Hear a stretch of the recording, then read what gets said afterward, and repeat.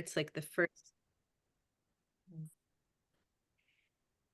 Hello, everybody, and welcome to this call, to this moment, to the space together. As I'm noticing NikiAnne's sweater, I'm also noticing the cool in the air outside. This was like the first really actually chilly day here in the mountains in North Carolina. And we have this beautiful sort of dance that happens in the fall where it's like multiple outfit weather, where you start out in the morning with like a sweater and long pants. At least this was my day. And then in the middle of the day, I was taking a walk and I was like, oh my gosh, I need like a tank top and a skirt and sunny. And then as soon as the sun goes down, it's chilly again. So we're in that transitional time. And um, that's part of why we host the Remembering Retreat in the autumn, because it's that time of like walking between the worlds, the veil being thin and changing form, changing shape, changing season, changing feeling. And so we're kind of aligning ourselves with that pattern that's happening all around us and also happening within us. Loving hearing that people are calling in from South Carolina and New Mexico, North Carolina, maybe elsewhere. People are feeling grateful for hope and growth, for their little cottage, sunshine and the warmth.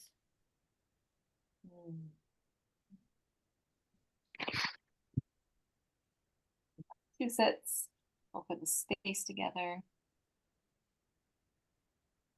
Yeah, I was sharing with Chloe as we were joining on this call that I was feeling grateful for my health and my attitude.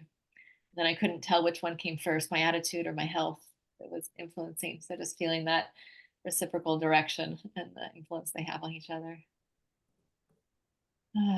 Feels good to feel good. Hard when we don't feel good. Mm-hmm. Well, great. There may be others who join. And if you do get kicked off, feel free to join back in. And we listed the call as being from 7 to 8, but if we don't go that long, because we've got clarity and all of our needs met as far as questions, then we can go along with our respective evenings elsewhere. So yeah, I want to officially welcome you again. My name's NikiAnne, and I'm here at Earth Haven Eco Village right now. This is the home of the Remembering Retreat as well. That's going to be in a few weeks, about 3/4 of a moon from now. And I'm excited to be co-hosting this with 3 other beloveds of mine, 2 of which are on this call, Chloe and Natalee. And Mirna may join. If she doesn't, she'll be with us in the flesh at the retreat itself. And yeah, just to give a quick overview, we're going to share a little bit about the retreat that feels like some nuts and bolts and the essence of it. And then we really welcome your questions, and you're more than welcome to put your questions in the chat along the way. And we'll also be able to unmute ourselves and popcorn what's alive for you and what would help you arrive at clarity and discernment. And with that, I think I'll jump in. Just to say that this retreat will be in its 3rd year, and we host it at Dancing Shiva, which is a neighborhood at Earth Haven. And it's one of the more remote neighborhoods. It's really up on a beautiful south-facing hillside, nestled in a forest, and just a lot of beautiful, beautiful older trees. That neighborhood was one of the first neighborhoods that was founded here. And so their landscaping shows its maturity. So it's really delightful to be up there. And we're there the majority of the time. And then we're down in the village center at the council hall at the beginning, at the end. And we start on Thursday afternoon, September 26th, and we go until Sunday right after lunch on September 29th. And we have 2 full days together and then those 2 half days. And the flow of our days generally, like on the full days, go from around 8 a.m. to 9 p.m. with a lot of spaciousness in between at meal times and even a lot of built-in solo time, even when we're in the group together or like in our sessions. And we are gathering when we're inside in a 40-foot wooden yurt that's gorgeous. And the building probably, as you sit in a circle, could host about 35 people, and we'll probably be a little less than that. And if we're in the council hall, it's also a wooden yurt. It's a round, so both are round buildings.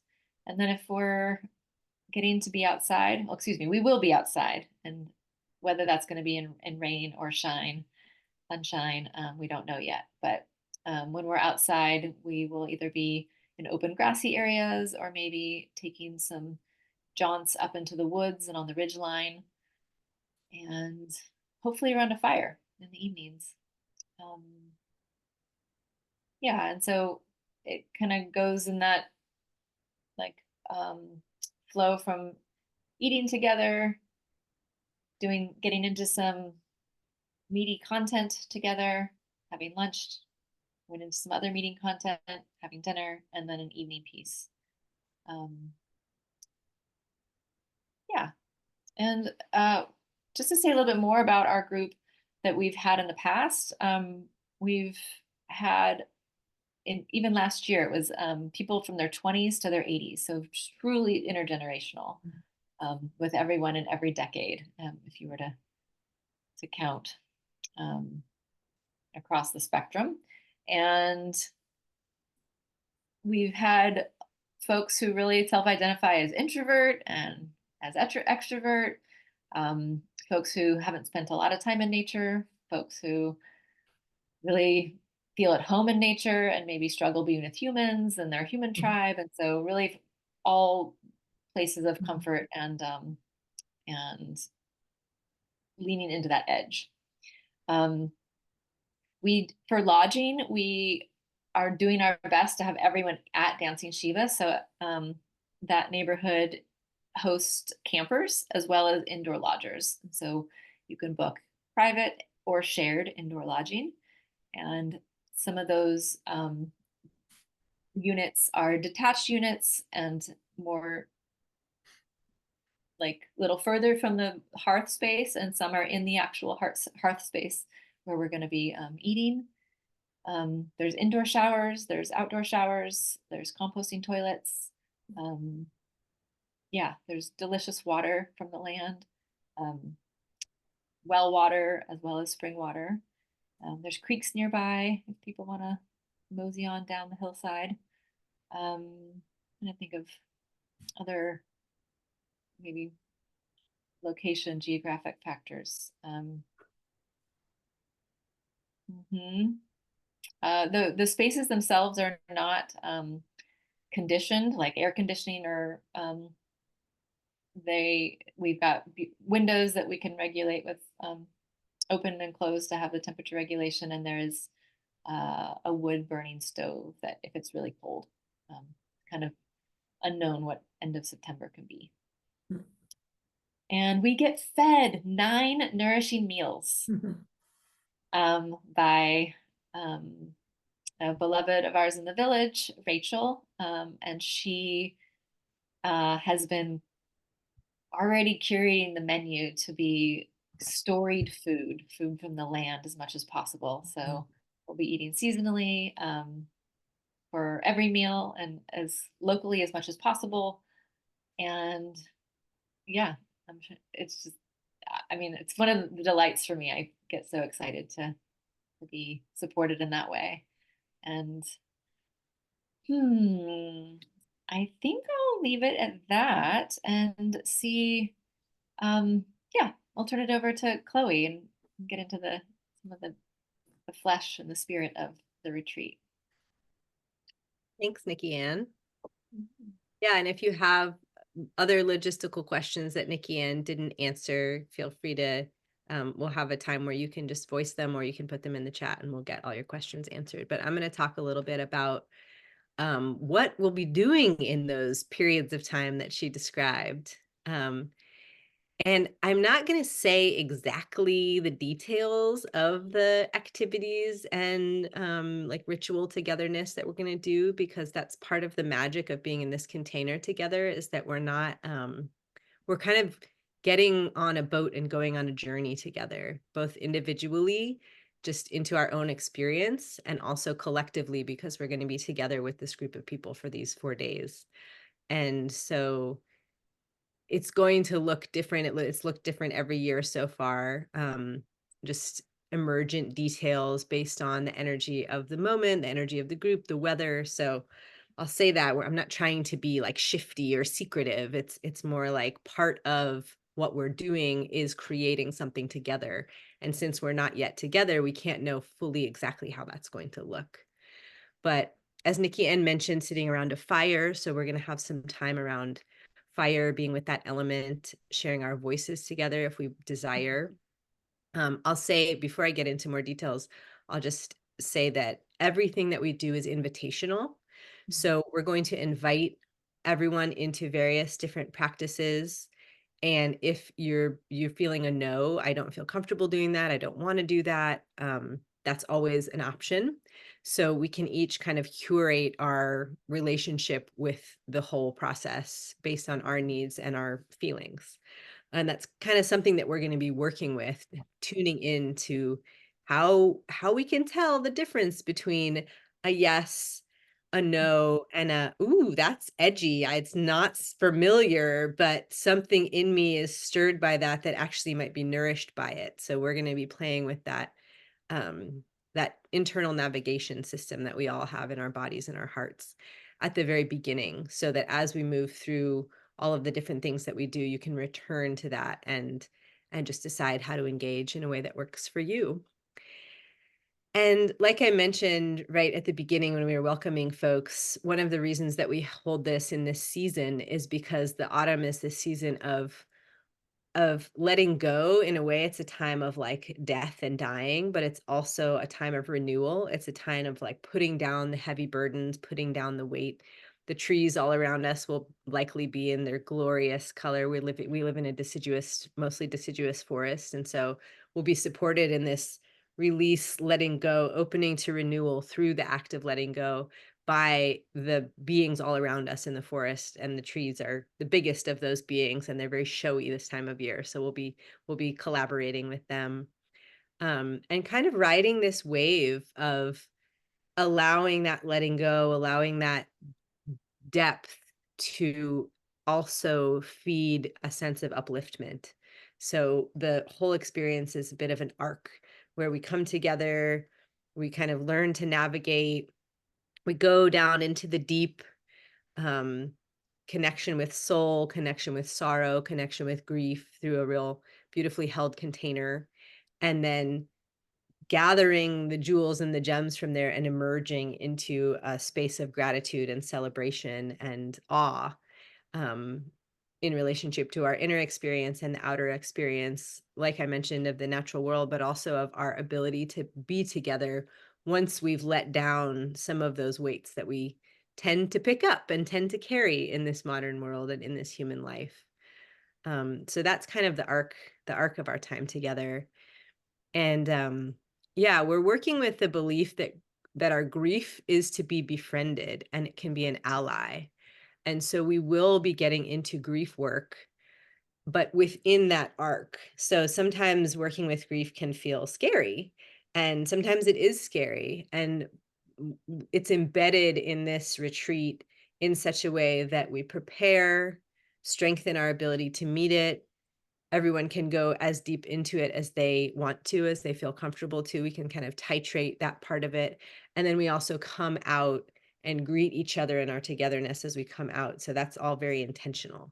And ends up, in many people's experience, definitely in my experience with grief work, feeling very uplifting. So it's not like getting sad and going home sad for most people.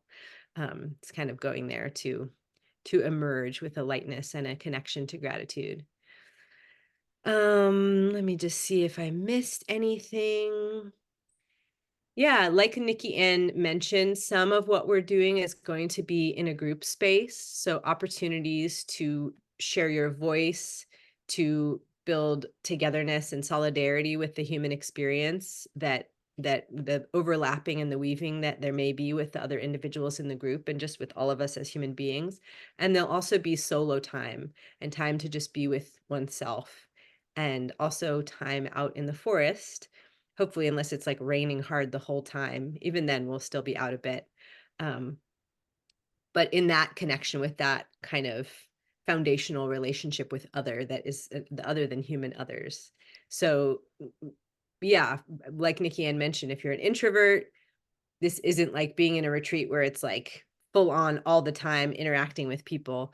And if you're an extrovert, there are opportunities to connect with others, to share about your life, to, be in that expressive space. So there's, yeah, in many ways, I feel like we really tend balance as we go deep and as we rise also in buoyancy.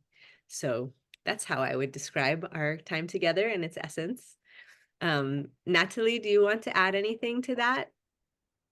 Being another facilitator, and Natalee actually facilitated the first year, and I wasn't a facilitator then, and I facilitated last year, and Natalee wasn't there. So there may be pieces that you're bringing or that you experienced that I didn't mention. Yeah, thanks for the invitation. Hi, everyone. I guess what I'm feeling into in this moment is something that you touched on earlier, Chloe, which is that we don't quite know what's going to happen because it depends on the energy and who's there and just all of the components that are together. And that's one of the things that I'm most excited about, the fact that, or it feels to me like everyone gets to say yes to some divine appointment.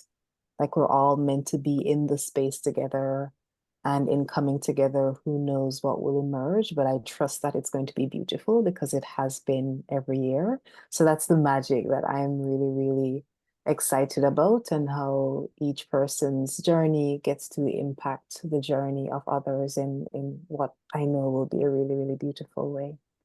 So that's what's present. Thank you. It might not be so apparent in what's been shared online or here yet, but there's also so much beautiful song and music that Mirna particularly brings, but that also others of the facilitators bring, but also it usually comes through the attendees, and there's space for that way to bring us together. It's really touching that place of beauty through our voice, and really maybe calling in an emotion or evoking a sense that the moment's calling for. So that's something that usually is woven together throughout our time together. Mm-hmm. Well, I would love to open it up to you all and see what questions are in the field, and then we can keep kind of sharing the hues and textures and shapes of this retreat as we know it through the guidance of your questions. Anyone have anything ready? You can just unmute yourself if you're ready. Oh, excuse me. I guess I'll start. This is Scott again from Santa Fe, New Mexico. I have a lot of questions, but they're primarily about costs and protocols. So I don't want to waste everyone's time, going through that. I was just wondering, NikiAnne, if I could just email you those questions and you could Absolutely. yeah, that'd probably be better. But so I will say, I am intrigued by this because Earth Haven is legendary in the intentional communities movement, and I've known about it for 30 years, but I've never actually been there. I'm involved with another community known as Lama Foundation, and I once had a connection with Diana Leaf Christian. So, I think this would be a really wonderful way of having experiential time at Earth Haven, other than just showing up and kind of hanging out. Like it's actually something to do. And but my ability to be there is somewhat dependent on what I will be doing after I leave. I am selling my house, and at the end of and hopefully by the third week of September, I'll be packing up the car and heading eastward and leaving New Mexico after being here for nearly 30 years. So there's probably going to be a lot of grief work for me to do. But and I think being at Earth Haven would be a really welcome way to do that. Great. Yeah. Feel free to email those questions, Scott. Thank you. And okay. Your question and your story, calls me to share that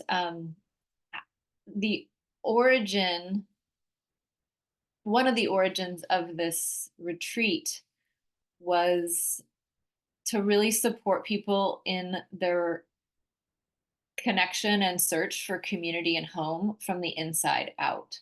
And so this is an intentional community. And so it's so often that people are coming, shopping around for their community or for their home or for their sense of belonging.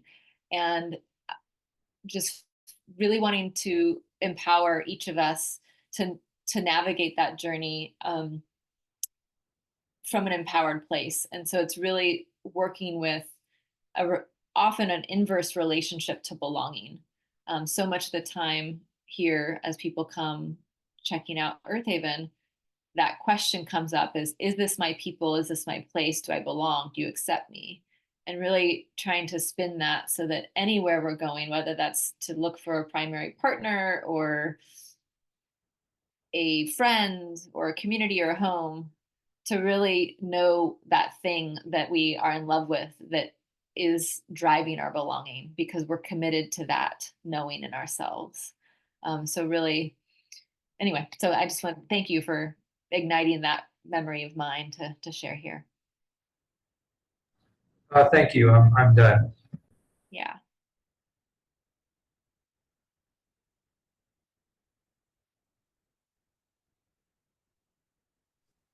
Hey, I had a question, and yeah, I don't know how broad the answers would be, because I know there's several facilitators. But I guess my question, I've been asking this of the different things I'm involved with, is what are some of the sources that you're drawing from? Whether it's the facilitators, whether it's any type of background or trainings that you've done or experiences, or if there's any particular materials that you've gotten from other, I don't know, like books or other kinds of resources. So I'm just curious if you can connect any of those threads to the thought lineages. Thanks. Yeah, it'd be fun to hear from all of us on this. I'm happy to start off.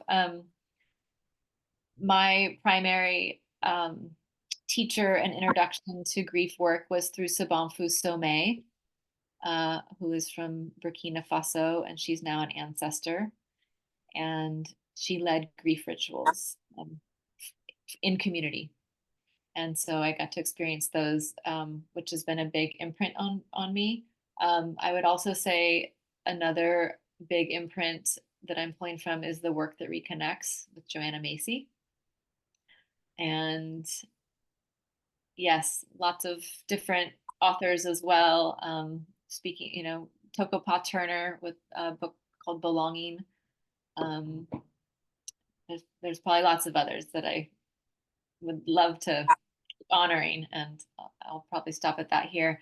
And then the last thing I'll say is the thing that is my work that feels like it's informing my service is my relationships, my relationship to spirit, my relationship to land, this land particularly, my relationship to my attunement, to myself, to that listening, and with each other. So that I'm an apprentice to that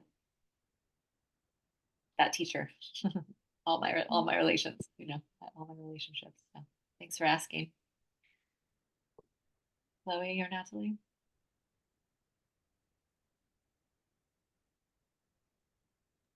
I can share next. I love that question, Abby. Thanks for offering that. The first thing that came to mind when you asked that was spirit. Like what's the guide? What's my guide? And it's spirit. And I think of spirit as the nature that surrounds us. I think of spirit as our ancestors. I think of spirit as all of life and how all these elements speak to us, speak through us. And listening to that, surrendering to that, and allowing for that to be our guide.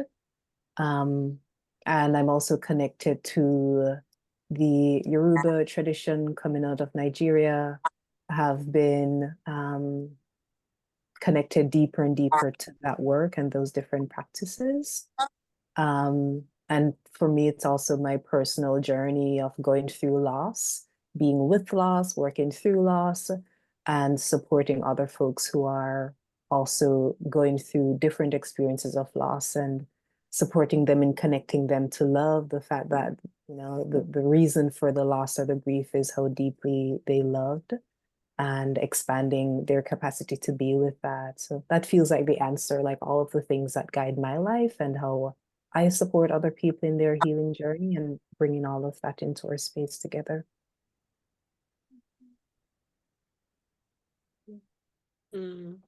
Thank you. It's fun to hear from both of you. I knew some of that already, and it's just like fun to spiral deeper with each of you too. Yeah, for me, I would say my principal teacher is the earth, and especially the plants. I've been a land steward and a gardener and a farmer for a long time, as long as I can remember. And just a student of those other beings that are also here of, as, and with the earth, along with the humans, and how much they have to teach us about being human and about being part of this community, this bigger community of life on earth, this particular flavor of life. Yeah, those are my primary teachers always. And I studied with a man named Martin Prechtel, also in New Mexico, at his school called Bullard's Kitchen for 5 years. And what that looked like was going for 10-day sessions twice a year and really going deep into it's very hard to describe, but he sort of calls it a school of spiritual ecology, as to have a way to describe it, but um kind of a relationship. He's a mixed race indigenous man, also with Irish and German heritage, who his people are actually Anishinaabe, his mom's people, and I think from another place too, but he grew up in New Mexico, and then he spent his time learning down in Guatemala with the Sutu Maya. So he's like a multicultural person, deeply embedded in indigenous practice. And I say all that because his work with Bullard's Kitchen, basically, he was working as a healer, and he noticed in this country when he had to come back from Guatemala, and he noticed that people would come to him and he would do the work that he knew how to do to bring healing, but it was the cultural container or lack thereof that was making them sick. And so he would help them, and then they would go right back into the conditions that led to the imbalance and to the illness. And so he decided to start this school to try and plant the seeds of something that someday could grow into the kind of culture that could hold a healthy human being in the United States, here where he lives now, and where we are all. I don't know. Yeah, I think we are all, but where this retreat is going to be held. And he does a lot of work with grief. He has a beautiful book called Grief and Praise. He's an author of many beautiful books. Yeah, so that's a lot of story. He's a very wordy story kind of guy, but that really is at the basis of a lot of how I approach things too. And something that I really love about him and all of these teachers, I think, that we've spoke of, is that they share tools and practices and frameworks, but also the spirit of emergence that we were mentioning in this retreat itself. Also the spirit of, these are some tools these are some ingredients, but every time you put them in the pot, it's going to make a different kind of soup. And that soup is going to be tailored to nourish those people, those needs, those mouths at that moment. So it's not like I learned how to be a Sutihil Maya. It's not like NikiAnne learned how to be a Dagara person from Burkina Faso, like her teacher Sabanfu. It's like they generously shared some ingredients and some ways of hearing things so that we can bring them in and create something new for this here and now. And I know I've talked for a while, but one more thing I want to say and just acknowledge is that this area, so I've lived here for 11 years around the Asheville area. A lot of people are really dedicated to this work of cultural renewal, of diving deep into grief to find our way into praise and more authentic love. And there are emergent practices that have taken root here. And so I would say a lot of my friends and community members are also my teachers. And lineage, we're like baby lineage is happening here right now. And that's a blessing and part of why this retreat is happening in this area. Thanks for the question. Yeah, thank you so much to all of you. I just wanted to check, Chloe, it broke up a little bit as you were saying the name of this person who I'll put it in the chat. Great, thank you.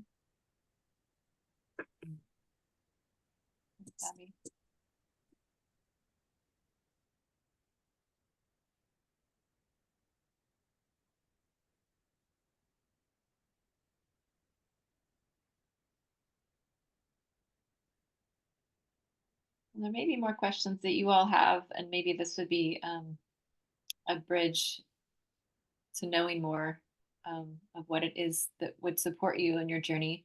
My question to those of you who are showing up out of curiosity for this retreat, is there anything that you would share that is contributing to being on the fence, that would, like, what's a part of your equation that, like, what would be helpful to know, for us to know, even if it's not anything we can do anything about what's in your decision-making process? And Scott kind of shared it, what it is for him.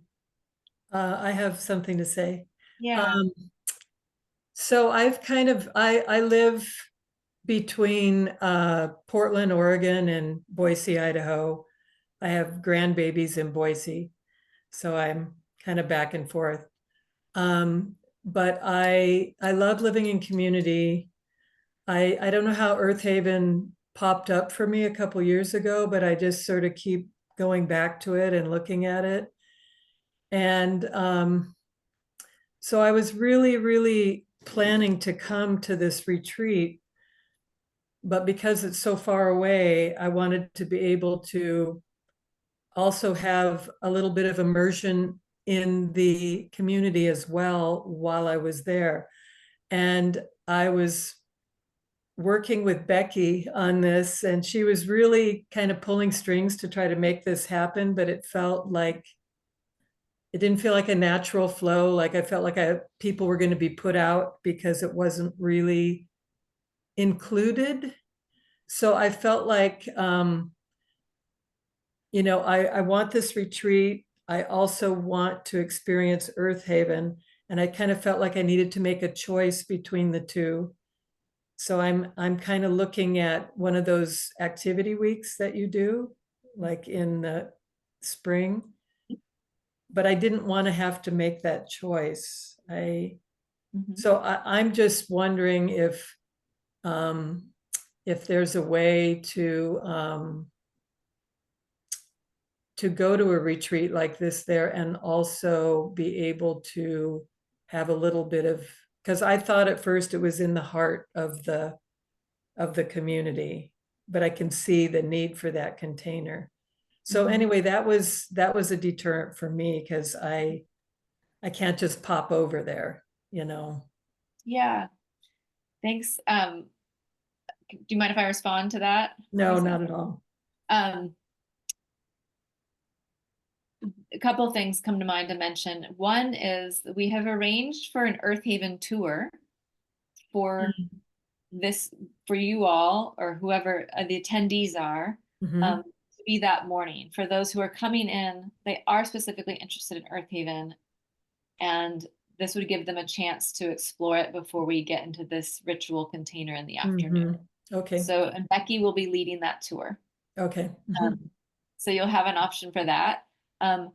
What I didn't mention about our group is that how it's been, and it's looking this way for this year as well, is somewhere between a third to a half of the group in the retreat are Earth Haveners.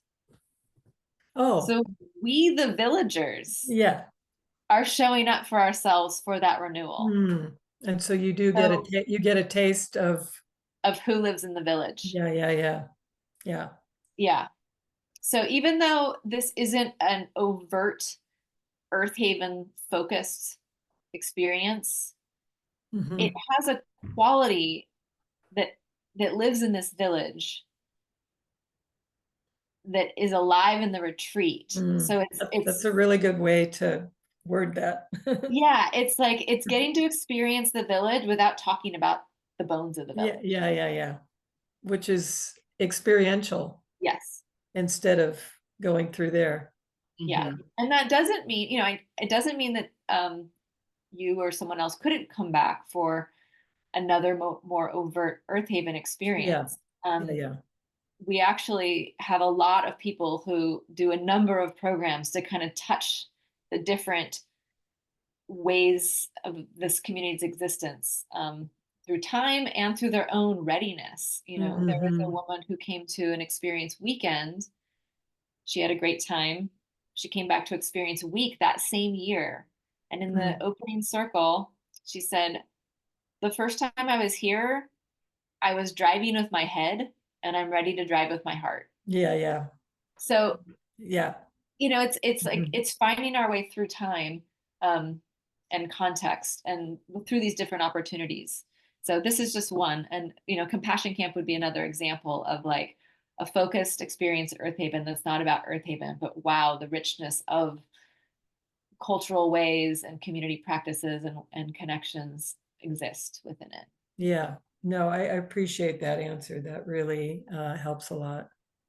I want to add to it just because that just because there are folks from Earth Haven there doesn't mean they're like available to talk about what it's like to live at Earth Haven during Lent.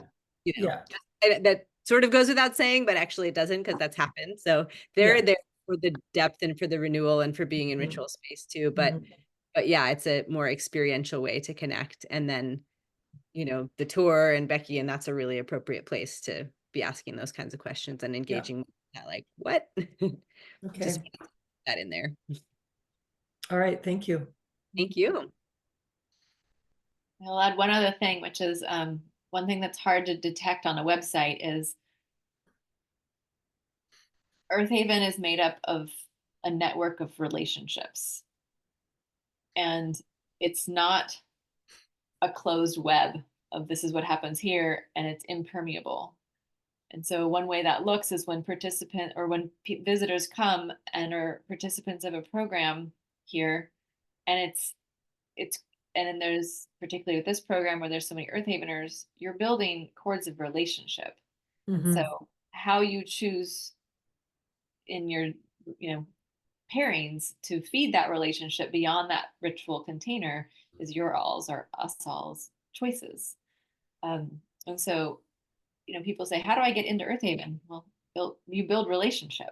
And so that's this practice. Yeah. And so then it becomes truly an authentic relationship instead of a transactional experience. Yeah. And I will say too, I don't live at Earth Haven. I never have lived at Earth Haven, but I've lived in the area for the last 11 years, almost 12 years.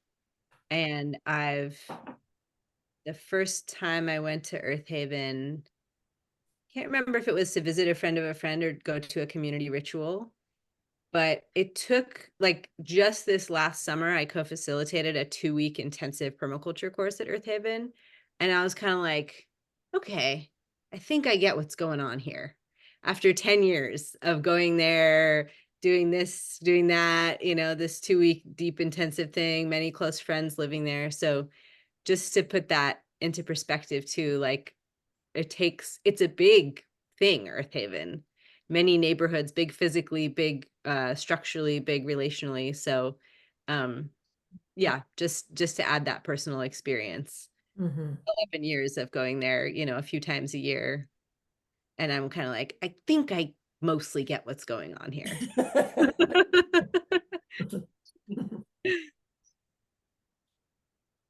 Other questions? Yeah, I would like to kind of piggyback off of a lot of what was just said.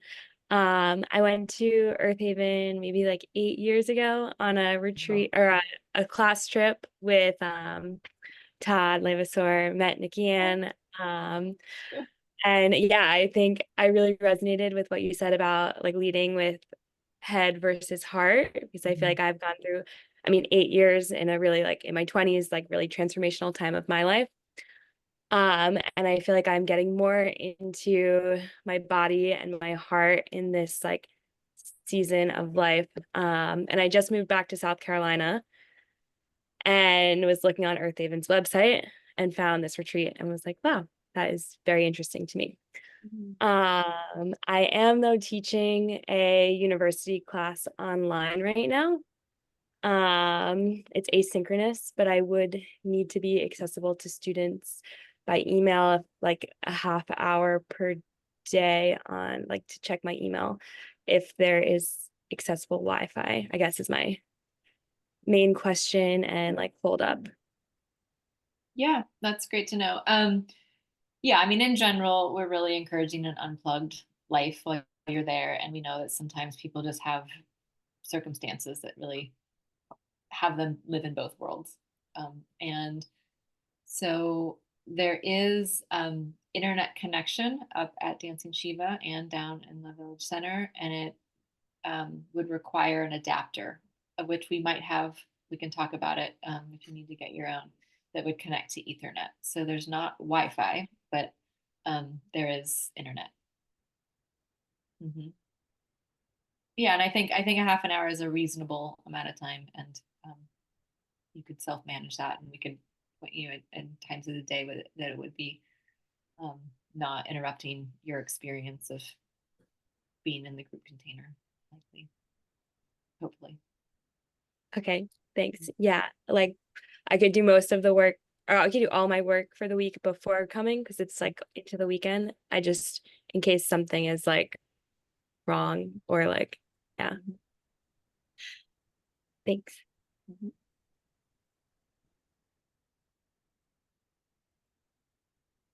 Anyone else want to share what's driving their circumstances of maybe indecision?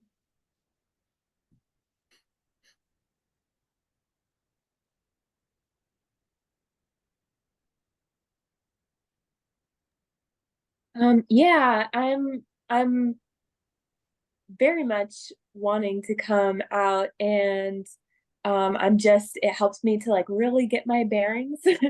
I haven't done anything like this in a while. And I have camped a lot in the past, but in the last several years I've felt more comfortable with walls around me. So I think that's like kind of an edge for me, but one that I'm excited about potentially. And I do have like a small vehicle that I've just started to kind of outfit being able to sleep in the back. And I would love if that's an option, or to be able to do a tent as an option. That would be my most ideal, is to have a tent available, but then have my car able to sleep in if possible. So I had seen on the website that I'm not sure if these are the same campsites, but somewhere there's maybe 2 campsites or that are for vehicles, or just figuring out the logistics of that. Or if the vehicles are totally over here, the tents are totally over here. How far of a distance is that? Not far. The cars will be parked in the neighborhood where we are, and I think it's reasonable to have it where your car is parked on level ground, and then if you wanted to rent a tent, you can rent a tent and sleeping bag and sleeping pad all for $15 for the whole time. And then you have that option of being in the tent or being in your car. Cool. Great, thank you. And I had a couple other pretty quick, I think, logistical questions. I know being in the mountains, sometimes road quality is something I've learned to ask about.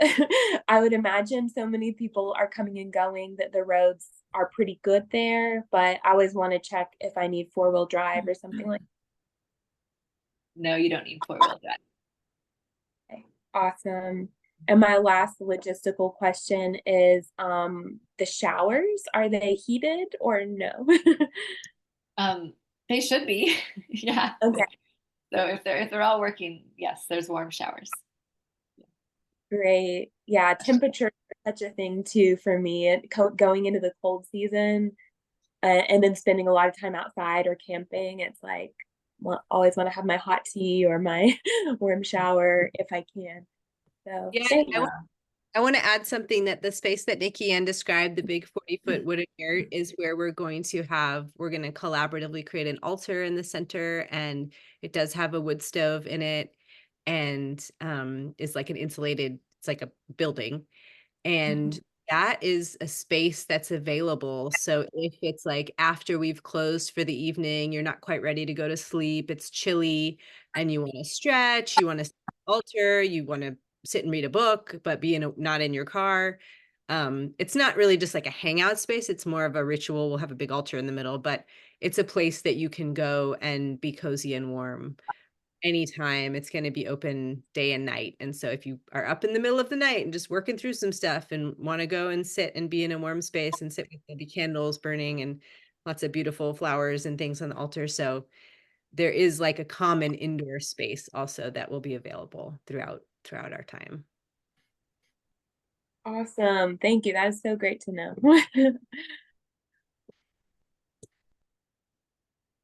Well, we're coming to the end here in just a few minutes. So just maybe let's all take a breath and just feel if there are any words that want to emerge, anything that wants to be said, if there are questions about the retreat, or if they're just something that's bubbling up for you having been here and listening and sharing for this almost hour together. Just sit with another couple of deep breaths, feeling into the body. Maybe there's like a combination of nervousness and excitement. Maybe there's just a pull in one direction or the other. Maybe there is an emergent question. So let's just take a moment to see what else wants to be said in this space before we close.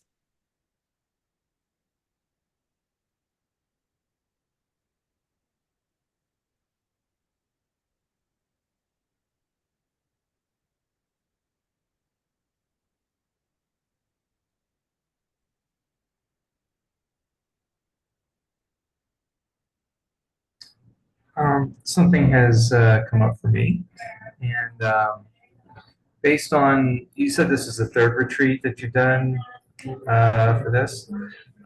Based on the last two, how gender balanced would you say the retreat has been the past couple of years? I am curious what you two remember as well. I would guess somewhere between 1/4 to 1/3 men and 2/3 to 3/4 women. Thank you. Yeah, definitely more than one dude. But that's encouraging. Yes. And hopefully, as the tides turn and as our culture and individuals and collective continues waking up, we'll have more of a balance of men and women and everybody in between. So, but yeah, it's been fairly balanced. It's been mostly white, but not all white too. I'll just say in terms of like the lay of the land, we don't know what this group will be like, but just to share that piece too. And like NikiAnne mentioned, very diverse range of ages, and folks coming from all different places. Yeah. Yeah, I'll say that two of the men have come back twice. So yeah, that feels good for me as a facilitator to be tracking. And also just to say that there is an option to sit in chairs throughout the day and an option to sit on the ground on yoga mats. So we do our best to accommodate folks who aren't comfortable sitting on the ground or aren't comfortable sitting on chairs. And it's fine to be moving around and standing the whole time too. I just want to say that just spending the past hour with you three facilitators has been very calming for my nervous system. So that's really, that's nice in itself. You know, that gives me kind of a sense of the kind of people that hang out together there. Glad to hear, Lisa. Thanks for sharing.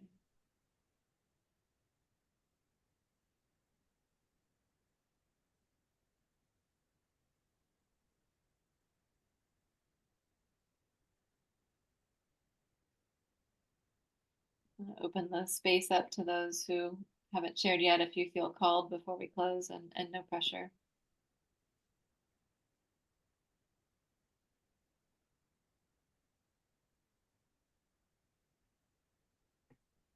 I'm feeling moved.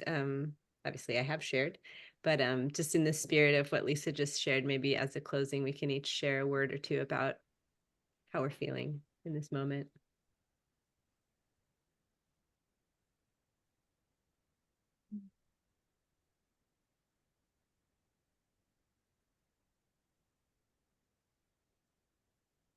I'll start. I'm feeling really grateful to have gotten to know new people that I haven't ever encountered before, and to also reconnect with you, who I know is Lizzie, but Elizabeth. Really great to see you again.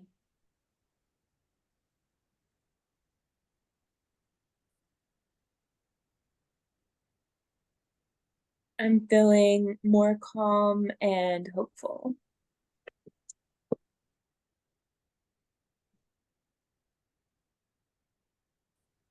I'm also feeling really calm and centered.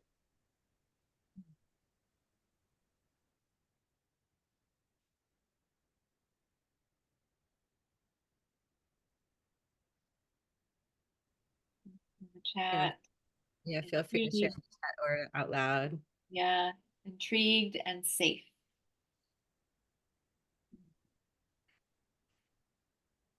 Hopeful.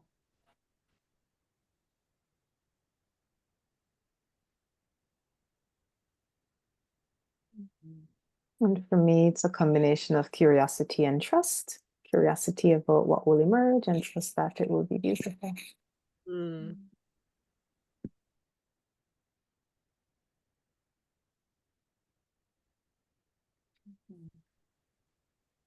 I'm feeling a sense of connection just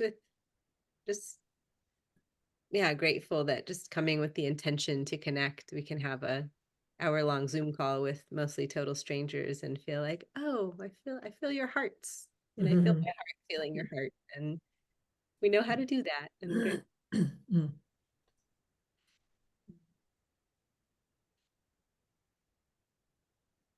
Well, there's so many things you all could have done for this past hour, so I feel really honored and grateful that you chose to spend it with us. And wanna, before we part our ways, wanted to just say that if you have any other questions, I'm happy to answer them. You should have my email from the reminders I sent. You can also just email the main soil email address. And yeah, if you are feeling a yes, the nudge is to register soon, because we have some goodies coming your way to help prepare you on the approach that we're in right now in these 3 weeks. So just wanting people who are going to be at the retreat to have as much time as they can with those insights and invitations and information.